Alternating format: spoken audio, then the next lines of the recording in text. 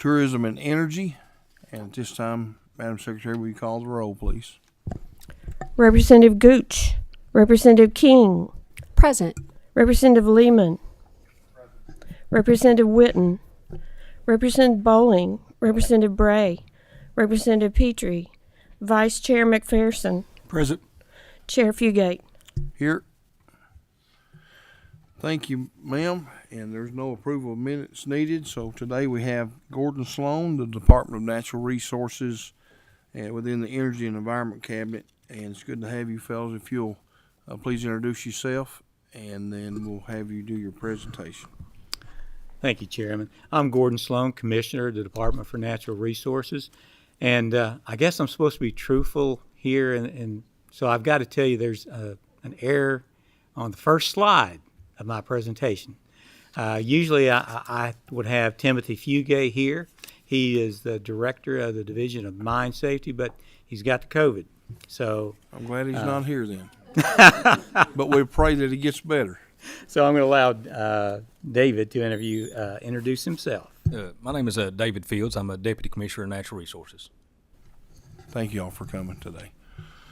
And if you'll proceed with your presentation, please. Okay, I'm going to get that first slide out of the way because it's in error. But my understanding is that you wanted to have me here to talk about how many mine inspector positions we have and where they're located, what their job duties are, how many inspections are being done, any update on the number of operating mines that we have in Kentucky, and then any other information that will help you understand why we have the number of inspectors that we do. So I'm going to get right to it. All right. And this first slide is a map of where our 4 branch offices are. You see in the west we have our Madisonville branch, and the counties in dark are the counties that are encompassed by that branch office. We have 3 branch offices in the east. Start off down in the southeast with the Harlan branch. We move up to the Hazard branch, and finally to the Pikeville branch in blue. That's pretty self-explanatory, but we can always come back. The number of inspectors that we have in our branch offices is 36. That's the total. So, for instance, in the Harlan branch, we have 11, and we call them mine safety specialists, but we also call ourselves inspectors sometimes. So we have 11 in Harlan, 7 of our inspectors in Hazard, and each branch has a branch manager and an assistant branch manager. So I won't go over that every time. Madisonville, as I mentioned, far to the west, has 8 inspectors. Pikeville has 10, and as the note there says, we also have 4 other inspectors who are on sick leave or workers' comp and that we don't expect to return to work, and at this time we don't plan on backfilling those positions. In Frankfort, we have the division director. Well, he's not in Frankfort today. He's at home. Tim Fugate. We have an assistant director, and we have 3, I'll call them, it's kind of redundant to say mine safety specialists, but they are specialists in that one of them is a chief electrician. We have a mine rescue coordinator, and then we have a training coordinator. Each of those are in different branch offices so that they're out there where they can get to the work quickly and get it done. So we also have our administrative personnel. We have 8 in the branches and 3 in the headquarters. And you ask about duties. So the first thing, inspections. According to statute, all of our underground licensed mines have to have 6 inspections annually. 3 of those can be what we call mine safety analyses, and that is in statute 351.241, and I'll just read you subsection 7. Studies have demonstrated that experienced persons observing and providing on-the-job counseling to individual miners regarding their work habits can bring about a significant reduction in underground mine accident and fatalities. So those 3 mine analyst visits. That's what we do. We watch the miners, see if there's any dangerous habits or activities that they have, and then we counsel them on those. So that's 3 of those 6 that we have to do every year according to the statute. One of them is required to be an electrical inspection. That's for the underground. So that's 4 inspections. The other 2 inspections are indeed the typical inspections where our inspectors go in, they go through the airways, they go to the returns, they check the belts, they check individual miners to make sure they're wearing the proper safety equipment, clothing, things like that. Deputy Commissioner Fields has been a mine inspector, so he knows all of that. So if you've got questions, he's the one to go to, not me. And then we have, like I said, those 2 regular inspections each year. Mine rescue is another big piece, and Chairman, it's also a piece that dictates how low we can go on the number of inspectors we have. Each underground mine, according to federal law, has to have 2 mine rescue teams. Each of those teams has to have a minimum of 6 personnel trained to do that work. For instance, each one of those team members has to have 96 hours of training. That's 12 8-hour days a year. They also have to go through 2 mine rescue contests, we call them, but they're actually an additional piece of training they go under. So our mine safety inspectors do all of that, the ones that we have in the Division of Mine Safety. Those mine rescue teams for each mine, remember 2 teams for each mine, have to be within 1 hour's drive of the mine. Some of our smaller mines in eastern Kentucky especially, where you have fewer than 36, they're not required to have a mine rescue team. So the Division of Mine Safety provides both of those teams, and that's why we have our offices where they are, so that they can be situated at least 1 hour's drive time from each of the mines that are served. If you go above 36 employees, miners actually, then you're required to have your own mine rescue team. And again, those 96 hours of training kicks in. You have to have your own mine rescue station. That's all the equipment that you need to perform mine rescue duties. Those can cost $200,000 to $300,000. So I think we have 6 of them, don't we, David, within the state, so that we have those situated so that we can be within 1 hour's drive time. So again, as I may reiterate, state law requires the division to provide mine rescue coverage where there is no trained mine rescue team. I think that last bullet is kind of redundant, so I'm going to move on. Roof inspections. We have to do 2 roof inspections per year, and as I've already mentioned, the electrical inspection, we do that at least once a year for each underground mine.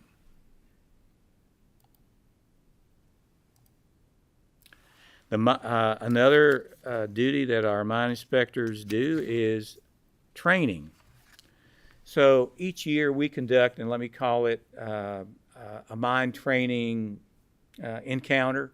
So for instance, a miner may get trained up to be an underground miner, or they may get to be trained up to be a foreman or an electrical inspector, things like that. So we have 17 different courses, and we conduct 8,000 to 9,000 trainings a year for those students that come to us. And it's free. It doesn't cost anything to the miners. We also run a certification program. So, for instance, we train on mine emergency technicians, but we also do the certification process for someone to become a mine an MET. So that's a big part of what we do. As I said, we do 8,000 to 9,000 training sets per year. And you ask about how many mines we've got. So I'll get to that a little better, but this is from 2024, this is the number of mine licenses by location. And they reapply for licensing Usually we require it by February of each year. So last year in 2024, in the Harlan branch, we had a total of 42 licensed mines. 25 of those were surface mines, and then 17 were underground mines. Likewise, in Hazard, you have a fewer number. It's a smaller branch. 24 total mines, 15 surface, 9 underground. And it may look a little odd there that Madisonville only has 5 underground mines, but let me mention again, they're big mines. The Riverview mine is an underground mine that employs about 1,000 people typically, and then another 1,000 throughout the other 4 underground mines in that area. So typically about 2,000 underground miners in those 5 mines. And then our largest area, the Pikeville branch office, we had 55 total mines, 24 of them on the surface, 31 underground, and then you see that's a total of 126 total mines last year. But oh wait, there's more. So this slide explains a little bit more out of that 126. Remember, we had a total of 126 total mines, but we only have 61 that were active the whole year. So they can go into an idle status. That means there's still employees there to make sure that the mine is kept up, that the airways are inspected, that the fan is ready to run if they need it. So that can be not exactly with a flip of a switch, but those 52 mines that were inactive or idle last year can be moved, can be back into operation very shortly. I think, how long, David? 72 hours or something? 48 hours. They 48. have to let the Department of Mine Safety know within 48 hours if they want to go back into that mines and make it operational. They're also licensed, fully comped, and all that. It's just like it's just an idle mine sitting there in case their mines is not going to produce anymore. They can move from that mines to this mines. Okay. And then we have mines that actually become abandoned. That is, the operator lets us know that they're shutting it down, and so we take it off our books and we don't inspect it anymore. So that's how things go from producing mines to idle to abandoned. The inspections that we have, and we took it from 2017 because that's probably the most relevant, and the inspections have held pretty steady. As you can see, in 2017 we had 1,183 total inspections. And let me also mention that just because it says inspection, that may be a return visit. So if we find a problem, if there's methane in the mines, if we see a problem with the roof control, anything that we see, we may come back if it's not fixed immediately. We want to make sure that the miners are safe. So even though it says, that certain number of inspections per year, and we have to do our 6 mandated inspections per year, we also come back several times to make sure that the problems that we see are corrected. And as you can see, it's been pretty steady in 2021 as we were coming out of COVID.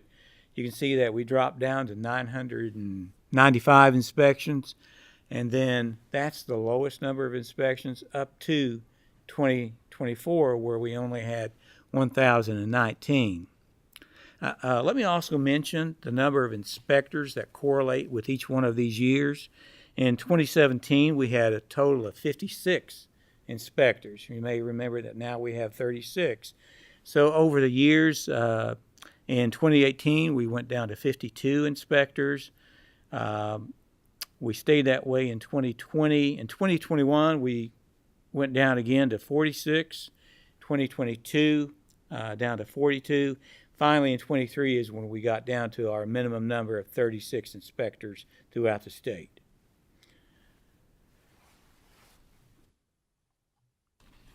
Kentucky miners by employment by quarter. We have on our website in the Energy and Environment cabinet what we call the energy dashboards. So if you go to our websites, you can find how many miners were employed in each quarter of the years, whether they be in the east section or western side. It's split up in underground, surface, and so on. But this shows the aggregate numbers for each, and basically we've got it by year. So you see there's 4,683 in that quarter that we measured there. In 2024, the average employment was 4,509.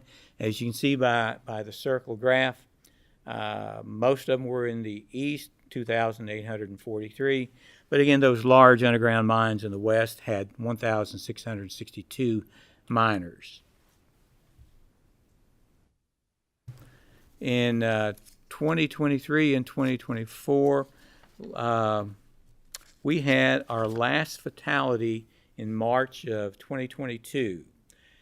We had never gone a year without a fatality, and now we've gone 34 months. All of 2023, all of 2024, and then those 8 months in 2022. That's never happened before, and I have to give credit both to the mining industry and to the Division of Mine Safety for all the efforts that they've done, that all of our miners over the past 34 months have gone home instead of being killed in a mine accident. So in that same time frame, Virginia had 2 fatalities. West Virginia had 8 fatalities. So that's just for a comparison. So I want to give kudos, as I said, both to the industry and to our Division of Mine Safety for that accomplishment. The other things that we do, the Division of Mine Safety, we also provide rescue services for 16 underground rock quarries. Now, we don't inspect those sites, so there's no ongoing cost to the state for that. We also inspect 3 highway tunnels, and then the Army Special Forces has tagged onto it, and we provide rescue services for their 3 underground military training sites in the state: Fort Campbell, Fort Knox, and Crestwood. So that's some of the other things that we do. I'm ready for questions. Actually, Deputy Commissioner Fields is ready for questions. All right, thank you very much. And I've got a couple questions. You said that you won't be hiring back the ones that are off when their spots are done, when they retire or they leave. You're not going to refill those jobs. That's our plan. Is that because that you feel you have adequate staffing across the state in your? Yes, sir. Okay. And they all work from an office, not from home. From office, sir. Okay. Do you know about how many mines there were active in 2017? When you had 40, or what was it, 58 employees or inspectors? One moment, let's see if I have that information.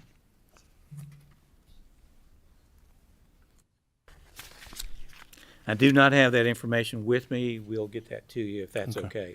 All right, thank you. Any questions about the committee?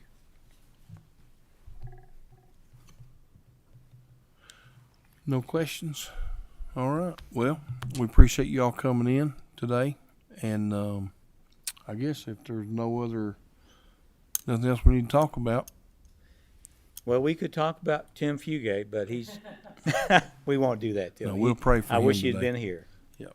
All right. All right. Thank you all for coming. Thank you, And Chairman. committee, we're adjourned. We'll meet next Wednesday at 12 o'clock.